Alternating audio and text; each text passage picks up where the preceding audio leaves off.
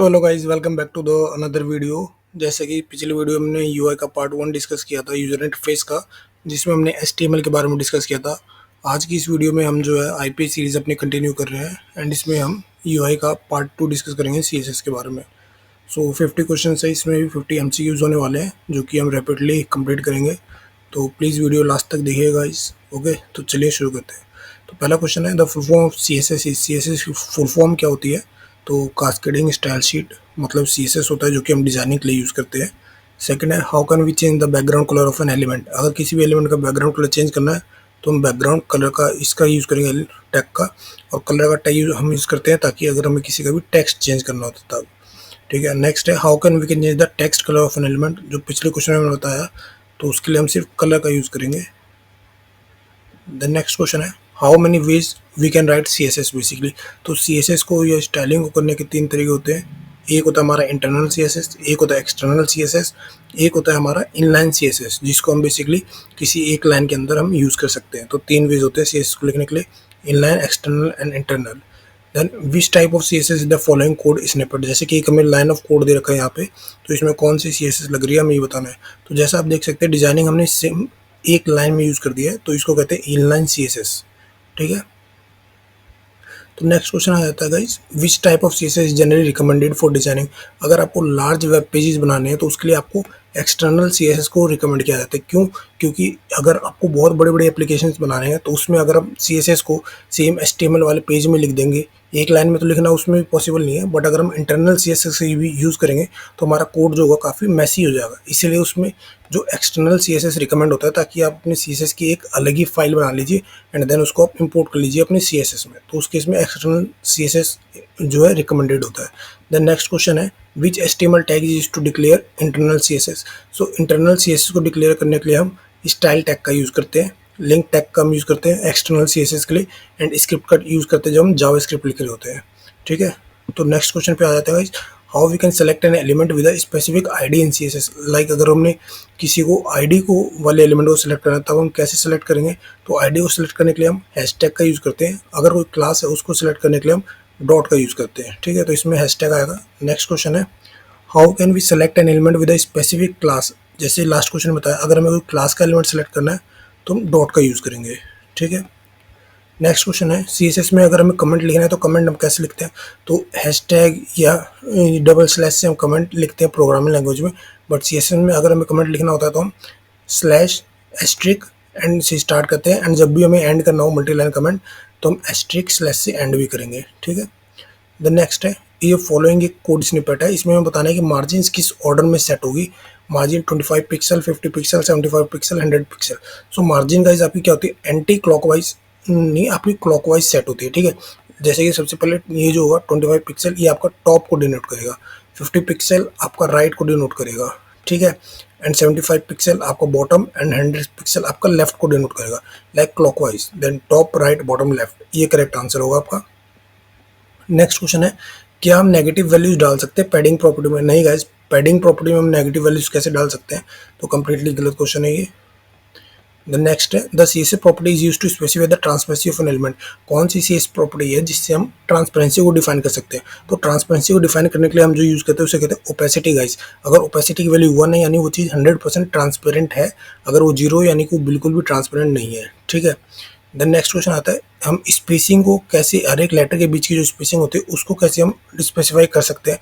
तो उसको हम कहते हैं गाइस लेटर स्पेसिंग। इसके थ्रू हम जो है लेटर्स के बीच की स्पेसिंग को डिफाइन कर सकते हैं। द नेक्स्ट क्वेश्चन है, अगर हमें एक्सटर्नल सीएसएस का यूज़ करना है तो उसके लिए हमारे कौन सा सिंटैक्स यहाँ पे करेक्ट होगा? तो जैसा आपको पता है, एक्सटर्नल सीएसएस को अगर हम करते हैं तो उसके लिए हम जो है रेल का यूज़ करते हैं। ठीक है, जैसे कि आप देख सकते हैं रेल का दोनों में यूज़ किया गया है, बट हम यहाँ पे यूज़ करेंगे लिंक रेल का। ठीक है, स्टाइल का यूज़ करते हैं हम इन जो इंटरनल सीएसएस होता है या इनलाइन सीएसएस होता है उस केस में, और लिंक का यूज़ करते हैं हम एक्सटर्नल सीएसएस के लिए। ठीक है, जैसा आप देख सकते हैं। नेक्स्ट क्वेश्चन है, कौन सी यहाँ पे वैलिड तरीके है जिससे हम कलर्स को रिप्रेजेंट कर सकते हैं? कलर का नाम लिख के, red, blue, pink, RGB values से, हेक्स वैल्यूज से। तो ये तीनों करेक्ट मेथड है, so all of the correct इसका आंसर है। नेक्स्ट क्वेश्चन है which of the following is the correct way to select all H1 headers. अगर हम एक div में सिलेक्ट करें तो कैसे सेलेक्ट करेंगे, तो इसका ऑप्शन जो करेक्ट आंसर है वो div H1। लाइक अगर आपको किसी भी div के अंदर सारे एलिमेंट्स को सिलेक्ट करना होता है तो सबसे पहले आपको div लिखना पड़ेगा, देन एक स्पेस से आप बीच में डाल सकते हैं, उसके बाद आपको H1 सेलेक्ट करना है या पैराग्राफ्स आपको सेलेक्ट करना है, जो भी सेलेक्ट करना है उसको आप स्पेसिफाई कर सकते हैं एक स्पेस के बाद। ठीक है, तो यही करेक्ट मेथड है। देन अगर आपको राउंडेड बॉर्डर्स यूज़ करने हैं CSS के बीच में, ठीक है, क्योंकि पूरा का इसका बहुत ही ईजी है, इसमें जस्ट आपको एक एक वन वर्ड आंसर्स होंगे। ठीक है, क्योंकि ये पूरा स्टाइलिंग के ऊपर है और MCQ फॉर्मेट में आएगा, तो इन सारे आंसर्स वन वर्ड होंगे। ठीक है, तो बहुत ईजी है ये।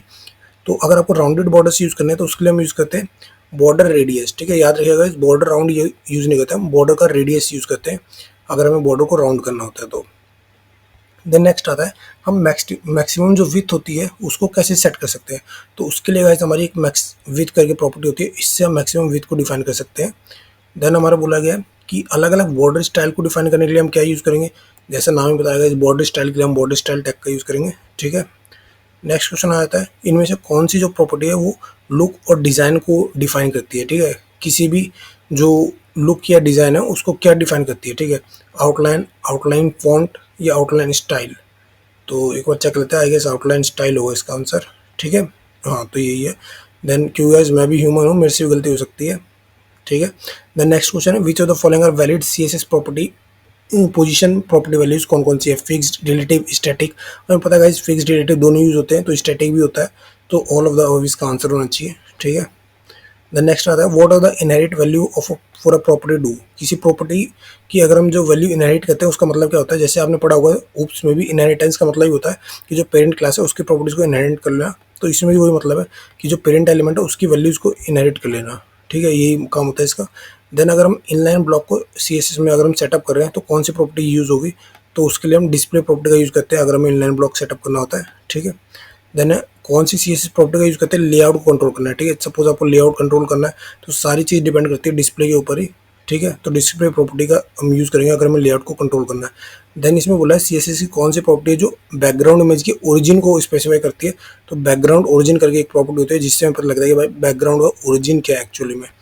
देन अगर हमें कस्टम फॉन्ट को डिफाइन करना होता है CSS में, कस्टम फॉन्ट, तो हम उसको कैसे कर सकते हैं, custom font can not be defined, ये तो गलत ऑप्शन है, SRC टैग से हम नहीं कर सकते। तो फॉन्ट फेस रूल होता है जिसके थ्रू हम कस्टम फॉन्ट्स को भी CSS में कास्केडिंग स्टाइल सेट में डिफाइन कर सकते हैं। नेक्स्ट क्वेश्चन है कौन सी जो फॉलोइंग पार्ट्स है वो CSS बॉक्स मॉडल होगा। आपने CSS बॉक्स मॉडल पढ़ा होगा, बीच में हमारा कंटेंट होता है, उसके बाहर हमारे पैडिंग्स होते हैं, देन मार्जिन होते हैं, देन बॉर्डर्स होते हैं।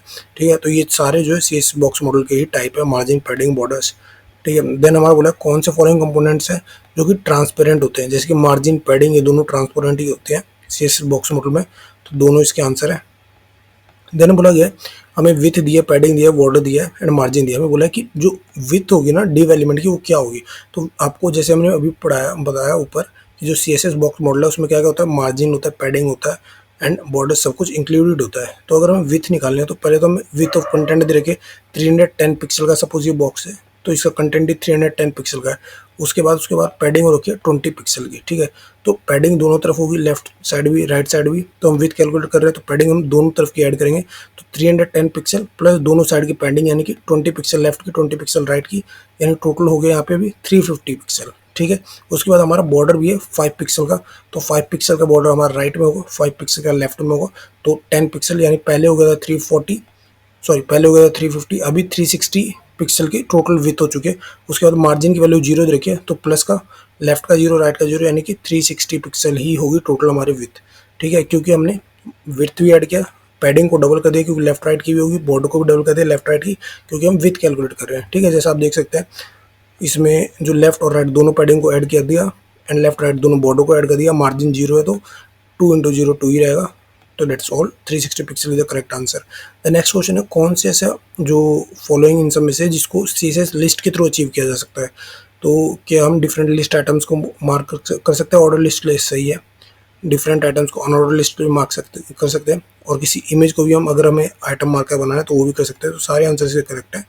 ठीक है, हम सभी को एज अ बेसिकली लिस्ट में यूज़ कर सकते हैं as a item marker. Then which of the following CSS property specify the type of list item marker. किससे पता लगेगा कि हम किस टाइप का लिस्ट का आइटम मार्कर है, तो लिस्ट स्टाइल टाइप होगा जिससे हम पता लग जाएगा कि भाई किस तरह का मार्कर यूज़ हुआ है। Then what value pass to the with parameter में हम क्या वैल्यू पास करें, कि अगर हम चाहते हैं कोई एलिमेंट सपोज एक टेबल है, तो टेबल जो है पूरी स्क्रीन की विड्थ ले ले, ठीक है। तो सबको पता है पूरी विड्थ हमें लेनी है, तो 100% हम वैल्यू पास करेंगे, तो पूरी विड्थ वो सेलेक्ट कर लेगा।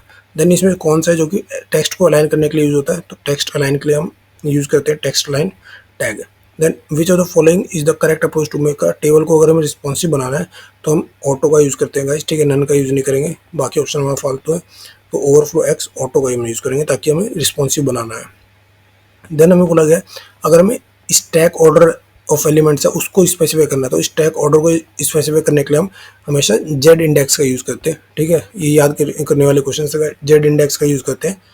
तो नेक्स्ट क्वेश्चन है which of the following CSS property जिससे एक क्लिपिंग रीजन क्रिएट हो जाता है, ऐसी कौन सी प्रॉपर्टी है जो कि बेसिकली एक क्लिपिंग रीजन को क्रिएट कर देती है और वही एरिया सिर्फ स्पेसिफाई करते हैं जो कि विजिबल हो, ठीक है। तो क्लिप पाथ करके एक हमारा जो प्रॉपर्टी है सीएसएस की वो होती है जिससे एक क्लिपिंग रीजन क्रिएट हो जाता है और सिर्फ हमारा विजिबल पाथ ही शो होता है, ठीक है, स्पेसिफाई होता है। देन बोले सीडो एलिमेंट्स जो होते हैं उनका यूजेस क्या होता है, ठीक है, स्टाइल करना या स्पेसिफिक पार्ट को स्टाइल करना या कंटेंट इंसर्ट करना, तो ये सारे काम जो होते हैं सीडो एलिमेंट्स के होते हैं। और गाइज सॉरी ठीक नहीं किया था हमने, हाँ, तो आप देख सकते हैं सारे आंसर जो है सीडो के ही है। तो गाइज ये रिमेंबर कीजिए, आप लोग नोटिस कर रहे होंगे ज़्यादातर क्वेश्चंस में जिनमें ऑल ऑफ द हो उनमें आंसर ऑल ऑफ द हो भी होता है, बट एक बार ऑप्शन भी पढ़ लीजिएगा क्योंकि कई बार चेंजेस भी हो सकते हैं। द नेक्स्ट क्वेश्चन आता है how can we select element with specified attribute in CSS, ठीक है। अगर कोई सीएसएस में स्पेसिफाइड एट्रीब्यूट से हम एलिमेंट सेलेक्ट कर रहे हैं तो हम एट्रीब्यूट देन सेलेक्टर लिखेंगे, उसी से हम सेलेक्ट करेंगे। द नेक्स्ट क्वेश्चन है which of the following type of length units के टाइप कौन से है, रिलेटिव एब्सोल्यूट दोनों लेंथ यूनिट के टाइप्स हैं, तो both A and B. Then हमें बोला कि रिलेटिव लेंथ को हम किस में मेजर करते हैं, ईएम में, आरईएम में, वी मैक्स में, तो तीनों ही करेक्ट ऑप्शन है। तो इसमें जो ऑप्शन हो जाएगा वो ऑल ऑफ द हो जाएगा अगेन, जैसे मैंने बोला मैक्सिमम ऑल ऑफ द भी रहता है आंसर। व्हाट पैरामीटर डज कैल्सी, जैसे कि नाम में बताया कैल्सी का पैरामीटर का काम क्या होगा, क्या पैरामीटर्स लेगा, तो कैल्सी बेसिकली एक फंक्शन होता है जो कि आपका इवेल्यूट करने के लिए यूज होता है। तो ये जो है ये मैथमेटिकल एक्सप्रेशन को एज अ पैरामीटर पास करेगा, तो ऑप्शन बी इसका करेक्ट आंसर है। अगर गाइस स्पीड फास्ट लग रही है तो आप स्पीड को स्लो कर सकते हैं, प्लेबैक वीडियो की स्पीड को आप स्लो भी डाउन करके देख सकते हैं 0.75x में या 0.5x में, जैसे भी आप कंफर्टेबल हो, ओके।